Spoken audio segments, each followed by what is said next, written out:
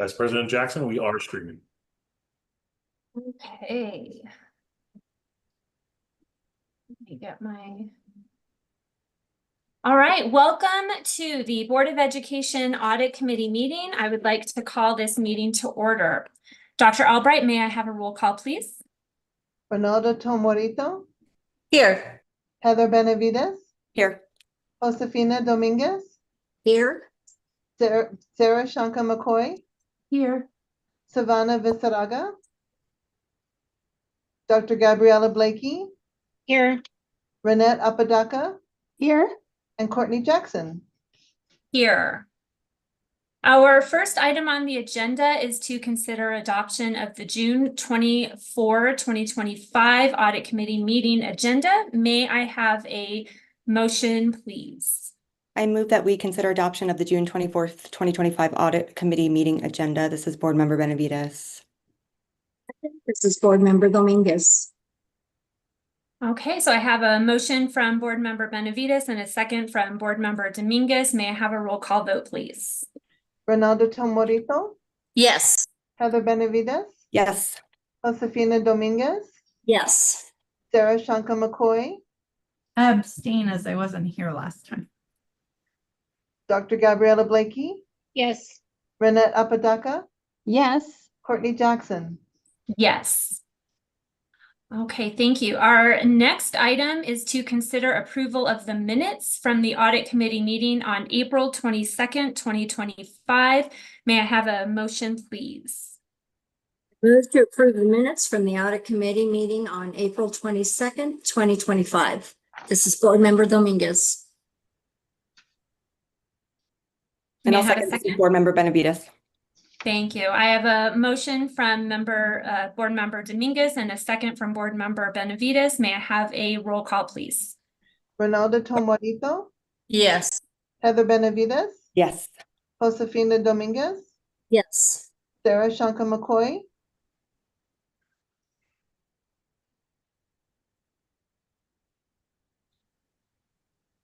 Oh, Ms. McCoy, Sorry. Dr. McCoy. Sorry. Yeah, can I abstain from this one and say yes to the previous one? I got them mixed up. So I wasn't here last week, so I don't want to confirm the minutes or not. Absolutely, we can do that. Dr. Gabriella Blakey. Yes. Renette Apodaca. Yes. Courtney Jackson. Yes.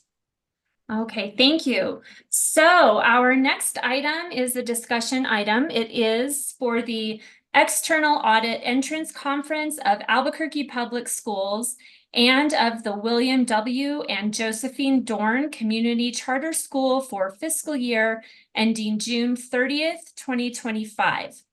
Our presenters tonight are Mark Turnbull, CPA, Executive Director of Accounting, Sheila Quintana Filosa, CPA, Director of State and Local Government for Clifton Larson Allen, LLP, and Laura Beltran Schmitz, CPA, Principal, State and Local Government, also from Clifton Larson Allen, LLP. Before I turn it over to our presenters, I will just make a couple of notes that, first of all, according to the discussion report, there will be 4 main points of discussion tonight, and also that according to state regulations, this is a requirement of all school districts to have a yearly audit performed. Given the fact that we all had the presentation beforehand, I would ask our presenters to just hit the highlights of those 4 main discussion points, and then we will stand for questions. So at this point, I will turn it over to our presenters. And you have the floor. Thank you, Madam Chair, members of the board, Superintendent Blakey. As you said, the discussion memo has the 4 points. So with those 4 points, I'm going to go ahead and turn the meeting over to CLA to discuss those. Thank you. Thank you. Great. Thank you all. Are you able to hear me? Yes, ma'am. Okay, wonderful. Thank you. Good evening, everyone. I think Sheila is getting entered into the lobby right now. So entered into from the lobby, and I see she's just popped up. So I apologize. We were trying to get her out of the lobby and into this presentation so that she could take over. So when she is ready, yeah, I'm going to turn it over to Sheila, and we'll just hit the high points as requested. You do have the presentation. Would you like us to share our screen with the presentation, or just verbally go through some matters since everyone was provided with this beforehand? I think you can just go through the matters that are on that document, and then if we need to refer, I know that Mr. Gonzalez is ready to share the presentation if need be. Okay, fantastic. Sheila, would you like to go ahead and just hit the high points? Yes, thank you so much. Sorry about my tardiness. I was stuck in the lobby. But again, welcome everybody. Thank you for joining us today to the Albuquerque Public Schools Audit Entrance Conference.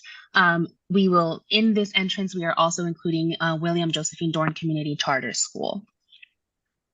As you'll see, there's a short agenda in our presentation. We'll go a brief overview of our engagement team, the responsibilities from everybody involved, discuss the audit plan overview, the audit timeline, and then we'll have some time for, we'll discuss governance's input and then any potential questions. So for our core engagement team, as you'll see in the presentation in front of you, we have our engagement principal, Laura Baton-Smith, who you met earlier. My name is Sheila Quintana Filosa. I will be the engagement manager. And then we will also have Geneva Choi as a single audit senior, and then Lynn Fang as our FAS senior. Moving on to the responsibilities for everybody involved during the audit. For governance, you are responsible for the strategic direction of the school district, as well as holding them accountable for any processes or procedures they put in place. This includes the oversight of any financial reporting. Management's responsibilities are to oversee internal controls and any accounting policies that the district has in place, as well as responsibilities over management decisions. The district is also responsible for the fair presentation of the financial statements, and then responsible for implementing programs that would prevent and detect fraud on a timely basis. As your independent auditors, our responsibility is to provide an opinion on whether the financial statements are fairly presented and within federal compliance. We plan and perform our audits in accordance with generally accepted accounting standards, and this does involve a group financial statement audit, where we will provide reasonable but not absolute assurance of the financial statements. We will obtain an understanding of your internal controls for our audit procedures, and then we'll perform our audit based on a risk-based approach. Next, to go over the audit plan overview. Overall, this is an audit. There is a risk that there might be some undetected material misstatements due to fraud or error. This goes back again to us providing a reasonable but not absolute assurance that there are no material misstatements. If we wanted absolute assurance, we would have to sit by Amanda and Mark's side day by day and oversee essentially every single transaction that the accounting department partakes in.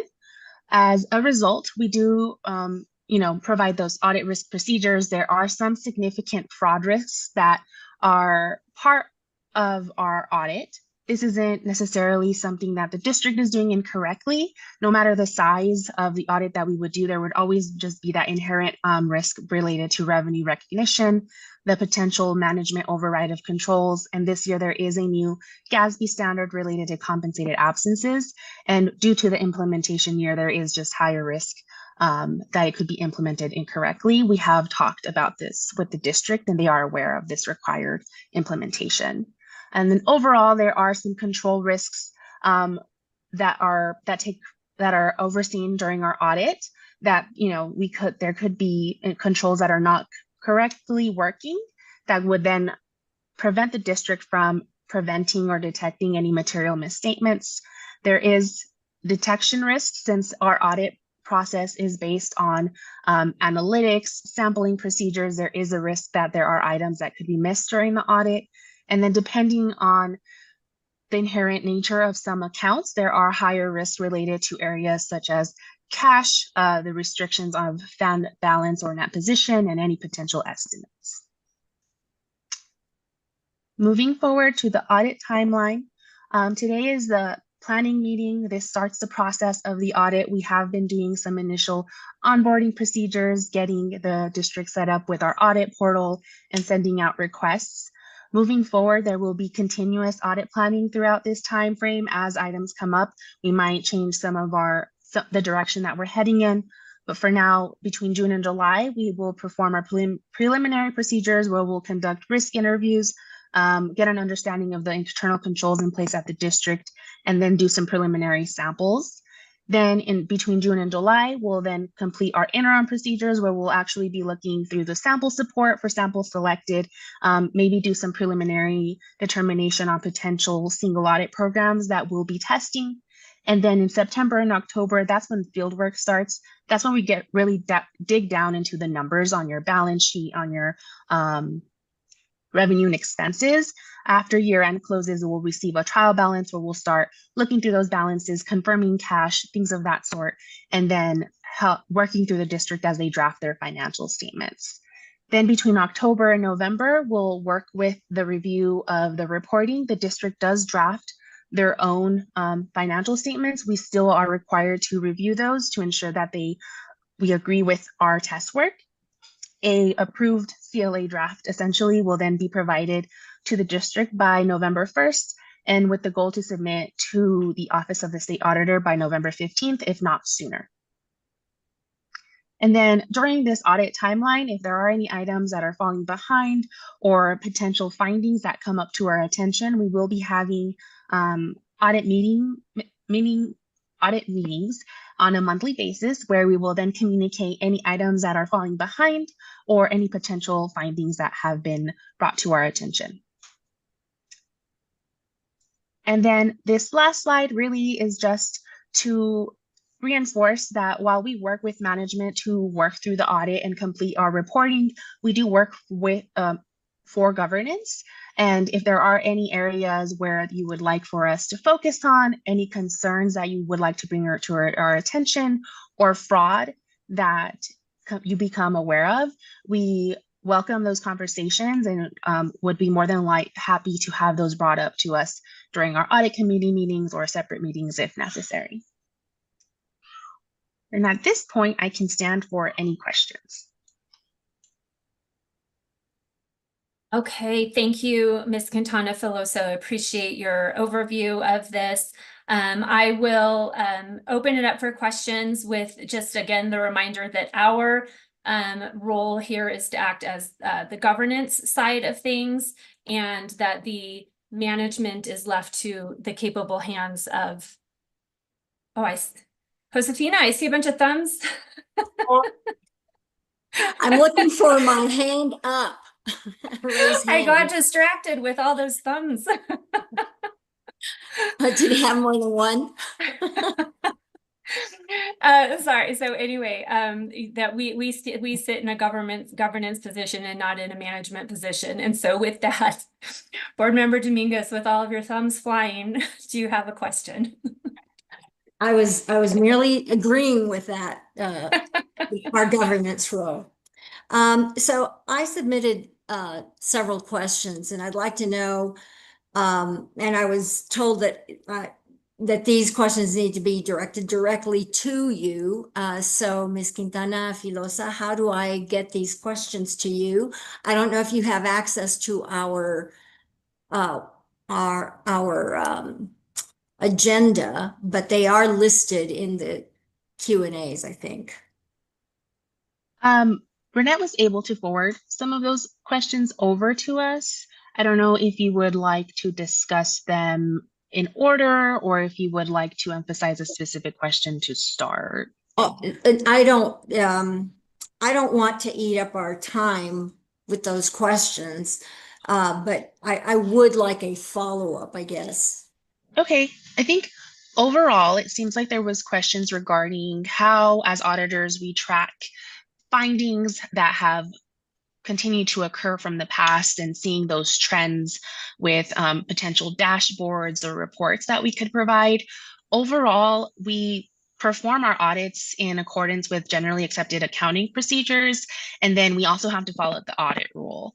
As part of the audit rule, we are required to report on any findings that are repeat from prior years, and then indicate if there are any new findings.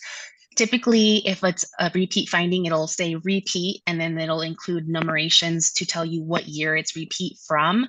But as far as any dashboards or reports that can compile findings from years back, we don't necessarily do that, as that is kind of part outside of the scope of our engagement.